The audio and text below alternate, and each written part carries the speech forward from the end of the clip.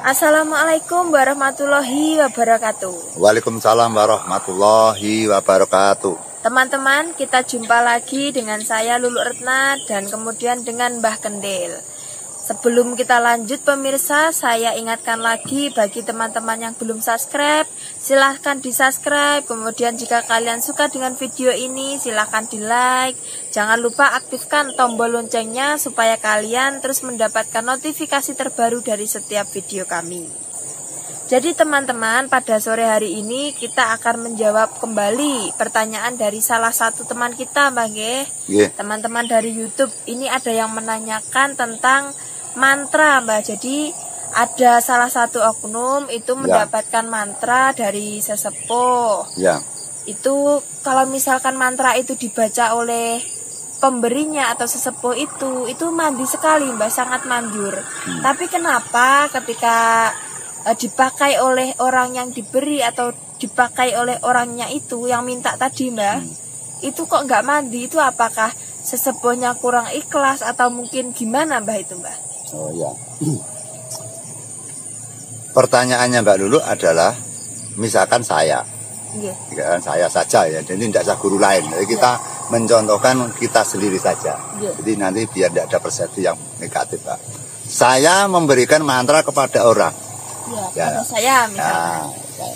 Nah, mantra ini harus kamu puasani, misalkan 10 hari poso mutih pati geni sewengi, Pak ya.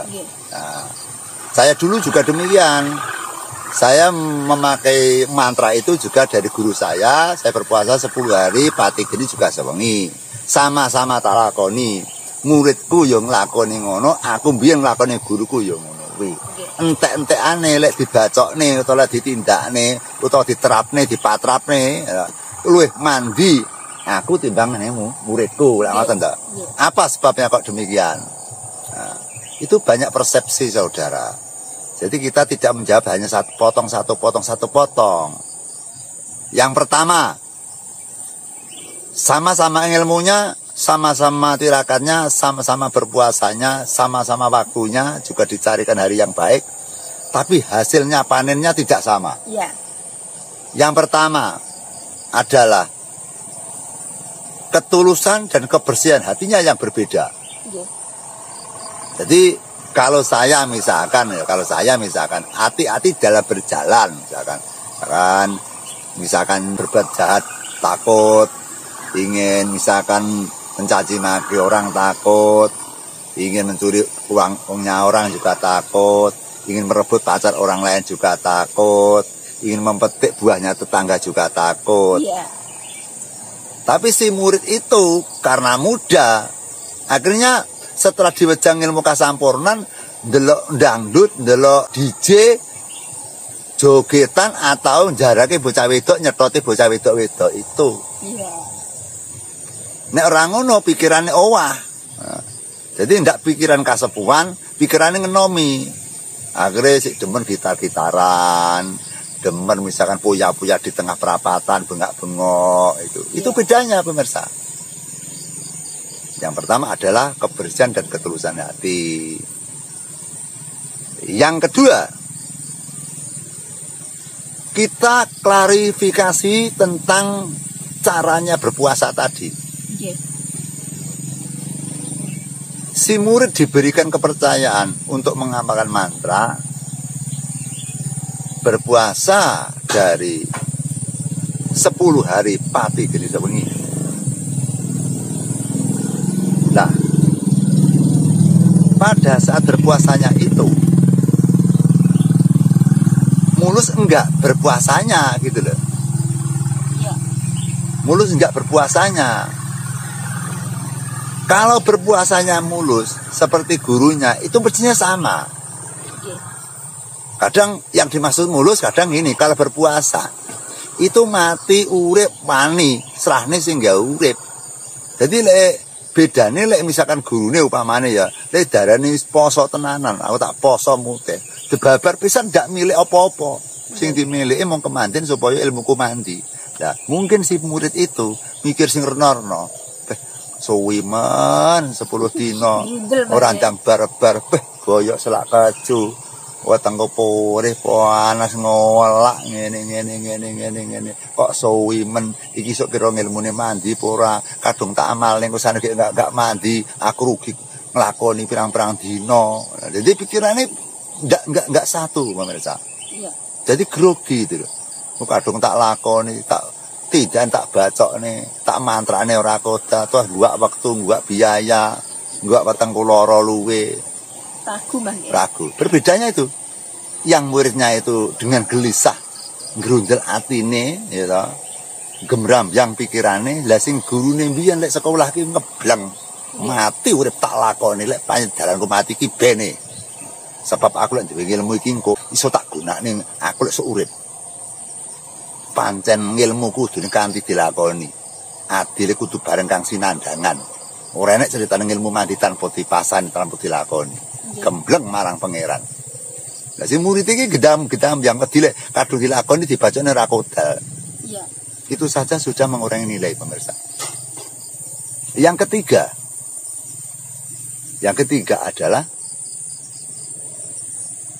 cara membaca mantra. Cara membaca mantra kadang-kadang hanya dibaca lafadznya agar dari A sampai Z selesai. Iya. Cara wong salati enggak diayati mana. Allahu Akbar. Itu bener-bener dirasane takbir masuk ke dalam jantung itu. Iya. Allahu Akbar. Ini kan enggak sama toh pemirsa. Beda, Mbak. Kan beda itu. Mungkin dari situ. Jadi cara membacanya, cara penghayatannya itu yang sangat berbeda gitu loh. Jadi pada saat rupa saya kan dikasih mantra-mantra sama gurunya, kon ngapalne. Karena ngapalne kuwi mau karepe ya ben mancep ning jero ning ati gitu lho. Lha lek maca mantra niku lek ora dipasani kuwi ora iso apal 100%, ora semancep ning jantung gitu lho. Dari Mbak Basin bicara demikian. Yang keempat adalah seringnya untuk kita beribadah. Jadi lek duwe ilmu iki aja cukup kuwi tok dilakoni, tambahno liya-liyane. Misalkan melekane ditambahi, terus kala masa tambahi neton, ditambahi poso neton, poso Senin, Kamis, poso Ramadan dan poso-poso yang banyak sekali. Ditambahi misalkan tambahi salat tahajud, salat hajat, tambah nor-norno. Tambahi ngrawa, tambahi renor-norno. Itu dukungane nguat ning ilmu sing dipelajari mau. Iya. Menguatkan ilmu yang telah dipelajari itu.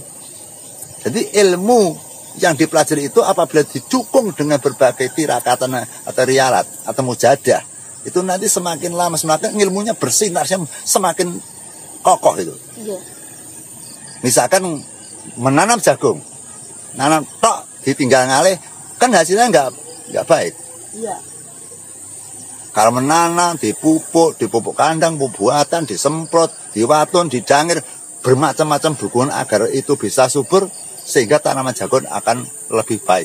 Yes. Seperti dari ilmu juga dimana wis digoleki ilmune, wis kecetok, wis dilakoni, didukung dengan tirakat melek poso neton dan sebagainya, terus kemudian berakhlak yang lebih baik, menolong sama orang, sedekah kepada orang, rendah diri kepada orang, tawaduk dengan orang, mendekatkan diri kepada Tuhan. Itu nanti ilmunya semakin lama akan hapus juga. Iya. Jadi prosesnya tidak hanya 1 hari 2 hari, bahkan berbulan-bulan atau bertahun-tahun. Semakin bertahun-tahun ilmu yang dipegang itu semakin ampuh, semakin semakin galih. Sehingga pada saat dibacok nih banyak berhasilnya daripada tidak. Tapi ingat bahwa permintaan manusia tidak semulus apa yang dipikirkan manusia.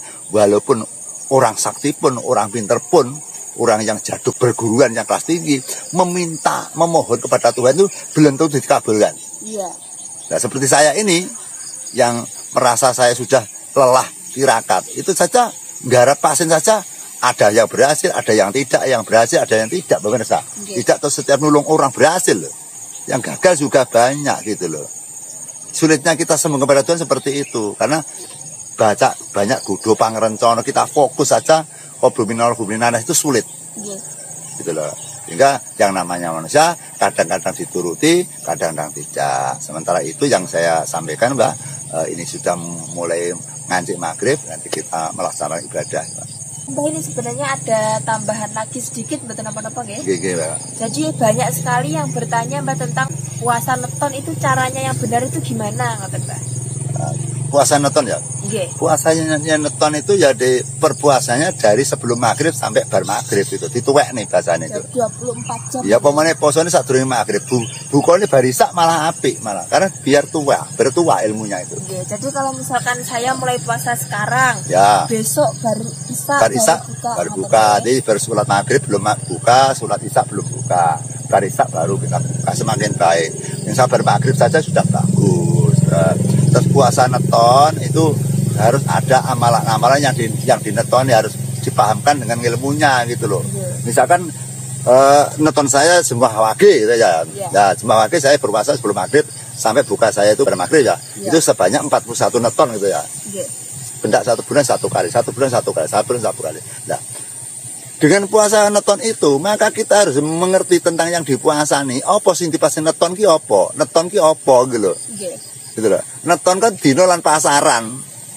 Gitu. Neton kan dino lan pasaran gitu loh. Ki masane dino. Dino apa dino kelahiran? Sing lahir sapa bayi? Lah bayi lahir ndi ning kandungan ibu berarti kudu sembah karo ibuke. Jadi sebelum puasa neton njaluk pamit karo ibuke dhewe biyen taun ning kandungan iku mertopo ning wetenge ibuke. Nggih. Lahir ning wetenge ibuke lho karo sapa? Ngono kuwi, karo kakang kawah adi ari-ari. Permisi karo kakang kawah adi ari-ari. Lah dulure sapa? Dulure sedulure papat. Alwama amal supaya mutmainah, ngawuri sedulur papat. Lah pancere sapa? Pancere ya awake dhewe iki. Terus dulure nafsu sapa? Rasa. Rasa keperangan ana pira? Ana 3. Rasa rasane raga, rasa rasane rasa sejati. Kuwi kabeh dikawruhi. Lah rasa dulure sapa? Sang Hatma sejati. Sang Hatma sejati dulure sapa? Roh. Roh dulure sapa? Sukma. Itu dipelajari dulu. Jadi pas neton lek enggak roh ini, lah ini percuma to. Nah, pas neton dipelajari harus dulur prabot sing nang awake dhewe, sanga prabot wadak lan prabot saka batinia. Prabot saka lahir lan prabot saka batin. Itu dipelajari, kemudian dirasukne nek sajroning poso iki dibaca gitu lho. Nanti apabila kita punya tujuan, insya Allah Gusti akan ngijabahi karena roh sajroning lelakone awake dhewe. Mergo poso neton kemasan awake dhewe to, Mbak. Itu. Jadi arepe nyetel TV kudu roh. Iki ping volumene, iki base, iki triple. Kan harus tahu itu. Jadi kalau tidak tahu kita kan susah itu nanti untuk nyetel TV itu. Jadi kalau kita nyetel TV-nya apa? Terus kemudian si sing darane volume sing di triple di bass endi. Nah, terus TV meng acarane piro? Wah, TV ki acarane Indosiar, CCTV, terus di Global TV. Kan kudu roh. Iya, tahu, Mbak. Dan nanti terus dikongkon wong, "Le, setelno TV." Lah, setelen puteren lah ger TV diputer. Iya. Loh, le, aja diputer. Lah piye? Setelen. Lah setel ndamen napa? Lah piye iki bingung bocah ini kon nyetel apa? Njimuk klambi setelan. Lah angel tadi pokoke. Loh, kok klambi setelan iki kan iki TV ini niki setelane klambi. Lah iki ra karo-karuan malah. Loh, maksudnya TV iki unekno, njipuk tutuk matok pon Mbah Muni. Lah kok ora ditutuk onekno. Lah bingung Mbah iki paling bingung si bocah iki bingung gitu loh saudara. Makanya lek sing ngerti jeroane penak. Le, setelan Indosiar nggih, Mbah. Slek. Wah, kok anu, Mbah? Volumene perbatan dereng. Kok ora krungu le baterai sret. Roh penak. Nggih. Maca sedulur papat 5 pancer. Tak babane kanggo iki. Rono. Sing diperintah iki. Sapa? Mutmainah dikongkon. Aja amarah lama. Mutmainah dikongkon. Karena roh gitu loh. Nggih. Sing kon mutmainah dikongkon. Mutmainah budal rono kowe. Nyapa? Terangan udan iki, pamane ngoten. Karena sudah ngawuri jerone, pemirsa. Mane lek arep nyetel TV kudu program-program TV. Ya mergo TV niku setiap tahun ganti program. Semakin lama semakin modern, semakin angel disetel ngoten lho. Bila kita tidak mengikuti kita enggak bisa nyetel gitu. Ya. Seperti itu kira-kira pemirsa. Ya cukup sekian teman-teman, sudah jelas sekali penjelasan dari Mbah Kendil. Tadi kita malah menjawab 2 pertanyaan Bang Nggih. Dan alhamdulillah sangat jelas sekali. Jangan lupa teman-teman, saya ingatkan lagi, subscribe channel ini bagi yang belum subscribe, kemudian bagi yang sudah subscribe, terus dukung channel ini supaya semakin berkembang, semakin maju, semakin banyak orang yang bisa memetik manfaatnya. Amin. Mbah Kendil ada tambahan? Dijadah, Mbak. Semoga teman-teman kerasan Nggih. dukung saya, subscribe saya agar kita bisa tentrem ayem kerasan ono YouTube iki. Ya, cukup sekian teman-teman karena ini waktunya juga sudah menjelang maghrib Mbak. Kita akhiri dulu.